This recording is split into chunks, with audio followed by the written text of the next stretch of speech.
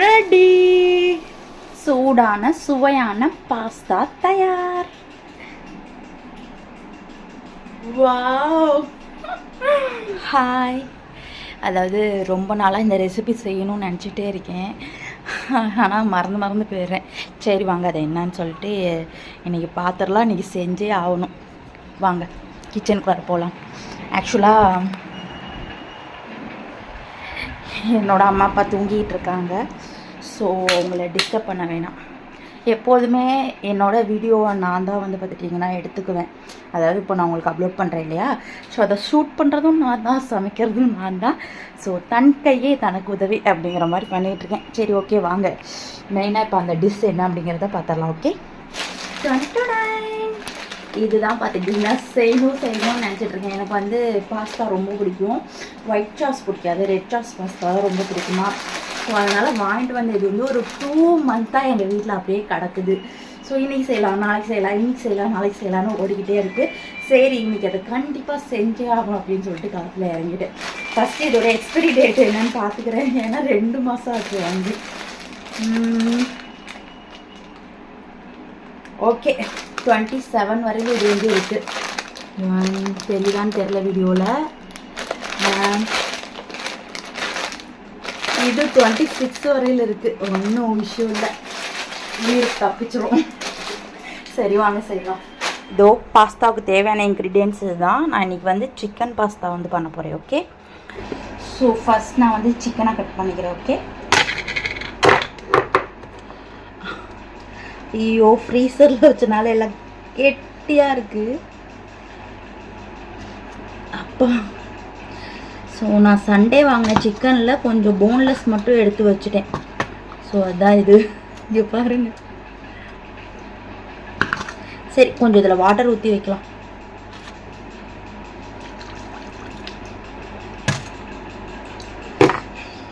சரி ஓகே, அது வரல நான் ஆனியன் இதெல்லாம் கட் பண்ணுறேன். இந்த வெஜிடபிள்ஸ்லாம்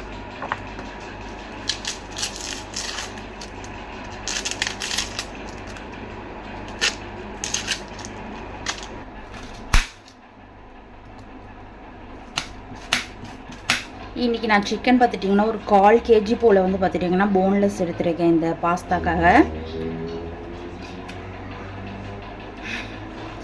இந்த சிக்கன் வேணும்னு சொல்லிட்டு என்னை சுற்றி ஒரு 3 பேர் நின்றுக்கிட்டு இருக்காங்க.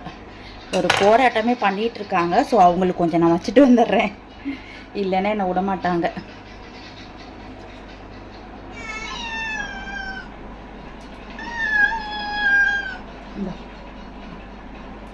மண்டையில் இருக்க கொண்டையே மறந்த மாதிரி இந்த கட் பண்ணுற கேப்பில் நிறைய பாஸ்தா வேக வச்சுருக்கலாம். நான் மறந்துட்டேன், இப்போ தான் வேகவே வைக்க போகிறேன். சரி வாங்க.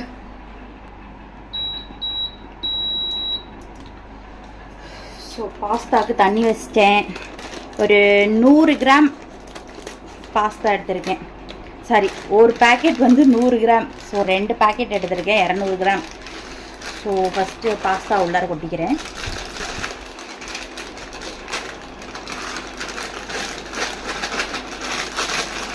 ஆல்ரெடி 1 டீஸ்பூன் ஆயில் வந்து சேர்த்துருக்கேன். இப்போ மறுபடியும் இன்னொரு டீஸ்பூன் சேர்த்துக்கிறேன்.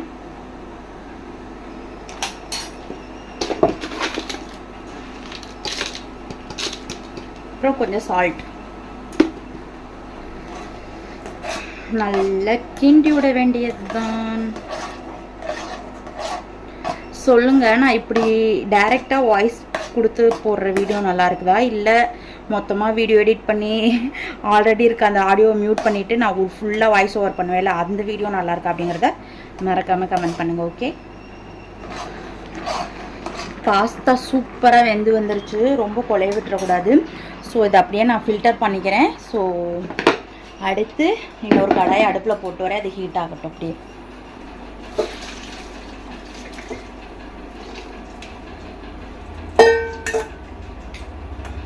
ஆக்சுவலாக வந்து என்கிட்ட பட்டர் இல்லை. ஓகே, ஸோ அதனால் ஆல்ரெடி கொஞ்சம் குக்கிங் ஆயில் வந்து ஊற்றிருக்கேன். நார்மலாக நம்ம யூஸ் பண்ணுற குக்கிங் ஆயில். அப்புறம் நான் நெய் கொஞ்சம் சேர்த்துக்கிறேன். ஓகே,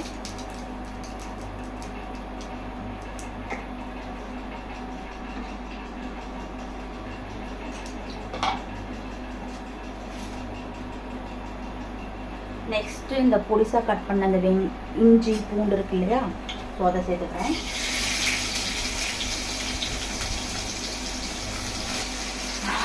வாசம் செம்மையா இருக்கு.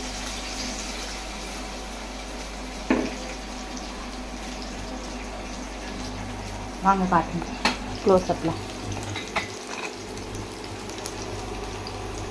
தெரிகிறதா? இஞ்சி பூண்டு நல்ல பொன்னிறமாக வரைஞ்சிருச்சு. ஸோ இந்த ஸ்டேஜில் நான் வந்து ஆனியன் சில்லி, க்ரீன் சில்லி சேர்த்துக்கிறேன். ஓகே, அப்படியே ஃப்ளோவில் பாதி இங்கிலீஷு பாதி தமிழ் கலந்து வரும், அட்ஜஸ்ட் பண்ணிக்கோங்க.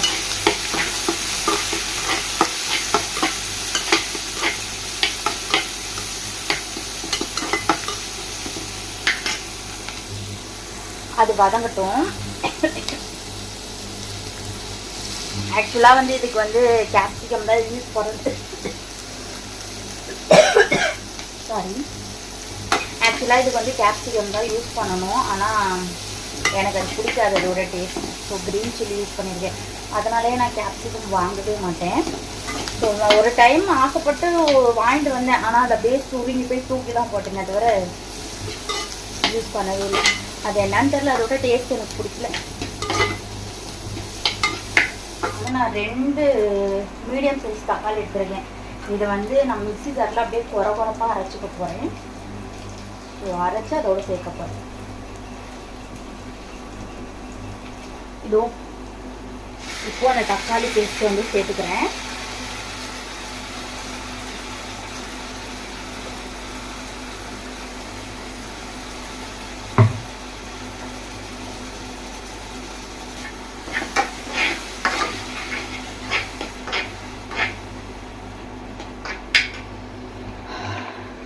ஆக்சுவலாக வந்து பீகார் விட்டு சமைக்கிறதுனாலே கடுப்பாகும். இங்கே பாருங்கள் என்ன பண்ணுறது, எப்போ பாரு கொண்டே போட்டுக்கிட்டு இருக்கேன். உங்களுக்கும் பார்க்கறதுக்கு நல்லா இருக்காது. ஸோ அதனால தான்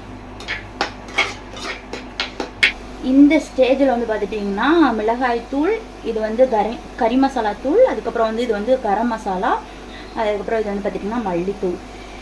என்னம்மா பாஸ்தாவில் இந்த மாதிரி தூளெல்லாம் சேர்க்க மாட்டாங்களே அப்படின்னு நீங்கள் நினைக்கலாம். ஆக்சுவலாக வந்து பாஸ்தா வந்து ஒரு மெத்தடில் பண்ணுவாங்கல்ல, அந்த மெத்தடில் நான் இப்போ பண்ண போகிறதே கிடையாது. எனக்கு எப்படி பிடிக்குமோ அந்த மாதிரியான ஒரு மெத்தடில் தான் நான் பண்ணுறேன். ஏன்னா எனக்கு இப்படி பண்ணால், ஏன்னா சிக்கன் போடுறோம் இல்லையா, ஸோ இந்த ஸ்பைசஸ்லாம் இருந்தால் தான் நல்லாயிருக்கும் அது சாப்பிட்றதுக்கு. அதுக்காக ஓகே, போ சிக்கனை சேர்த்துக்கலாம்.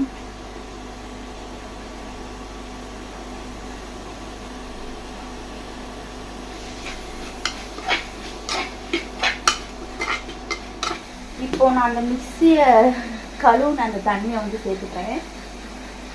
அப்போ தான் அந்த சிக்கன் வேகிறதுக்கு கரெக்டாக இருக்கும்.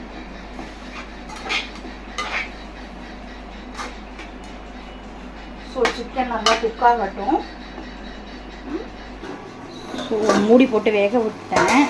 இப்போது ஓப்பன் பண்ணி பார்த்தா நல்ல பார்க்குறதுக்கு கிரேவி கன்சிஸ்டன்சியில் இருக்குது. சிக்கன் வெந்திருக்கான்னு பார்க்கலாம். இதோ நல்லா வெந்துருச்சு சிக்கன், கரெக்டாக வெந்துருச்சு, கரெக்டான பதத்துக்கு.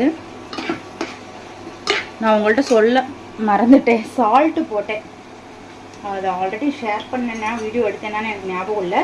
இருந்தாலும் நான் இதுக்கு தேவையான அளவுக்கு சால்ட்டு போட்டேன். அது உங்கள்கிட்ட சொன்னேனான்னு தெரியல. ஸோ இதை கொஞ்சமாக வந்து சோயா சாஸ் வந்து பார்த்துட்டிங்கன்னா சேர்த்துக்கிறேன். நான் அதில் வந்து டொமேட்டோ சாஸ் சேர்க்கல, ஏன்னா ஆல்ரெடி டொமேட்டோ வந்து 2 போட்டிருக்கோம் இல்லையா, நல்ல புளிப்பாக தான் இருக்குது. நான் கொஞ்சம் லைட்டாக டேஸ்ட் பண்ணி பார்த்தேன். ஸோ அதனால் நான், ஏன்னா அதில் ஸ்வீட்டும் இருக்குமா டொமேட்டோ சாஸில், ஸோ வேணாம், அது கொஞ்சம் ஸ்பைஸியாக சாப்பிடலாம். ஸோ இப்போ இந்த ஸ்டேஜில் இதோ இந்த பாஸ்தாவை சேர்த்துக்கிறேன். ஐயோ கெட்டியாயிருச்சு. நீங்கள் பாஸ்தாவை ரொம்ப குழைய விட்டுறாதீங்க. ஓரளவுக்கு குக் ஆயிடுச்சுன்னா எடுத்துருங்க. ஒரு 3/4 குக் ஆயிடுச்சுன்னா எடுத்துருங்க. ஏன்னா இதில் கொஞ்சம் குக் பண்ணணும், அப்போ தான் இதில் இருக்க மசாலா வந்து அந்த பாஸ்தாவில் ஏறும். ஸோ அதனால் கொஞ்சம் முன்கூட்டியே எடுத்துருங்க. ஒரு 75% வெந்தோடனே பாஸ்தா எடுத்திங்கன்னா கரெக்டாக இருக்கும். அப்போ தான் இதில் இருக்க ஜூஸ்லாம் வந்து இந்த கிரேவியில் இருக்க ஜூஸ்லாம் அதில் இறங்கி சாப்பிட்றதுக்கு சூப்பராக இருக்கும். ஃபைனலாக வந்து கொத்தமல்லி வந்து தூவிட்டுக்கலாம்.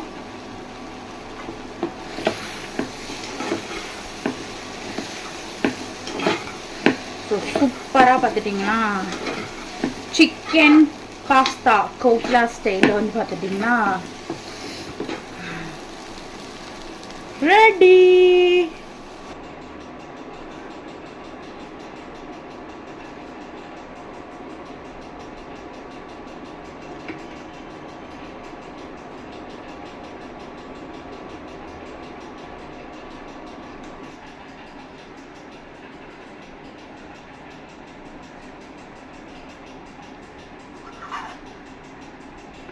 சூடான சுவையான பாஸ்தா தயார்.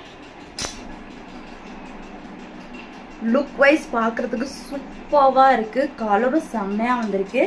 ஸோ டேஸ்ட்டு பார்க்கலாம். நான் சிக்கன் பண்ணப்போ பார்த்துட்டேன், ஆனால் பாஸ்தா போட்டு பார்க்கல டேஸ்ட் என்னன்ட்டு.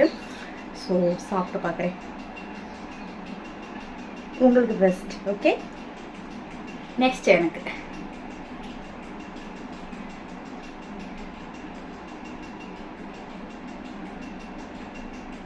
வாவ், ஓ மை காட், நான் நினச்சதை விட டேஸ்ட்டு அவ்வளோ சூப்பராக வந்துடுது. கண்டிப்பாக இது மாதிரி நீங்களும் ட்ரை பண்ணி பாருங்கள், பார்த்துட்டு மறக்காமல் கமெண்டில் சொல்லுங்கள். ஓகே, எப்படி வந்திருக்குன்ட்டு. ஓகே, சரி, ஓகே, இன்னொரு வீடியோவில் பார்க்கலாம். Tata, bye bye.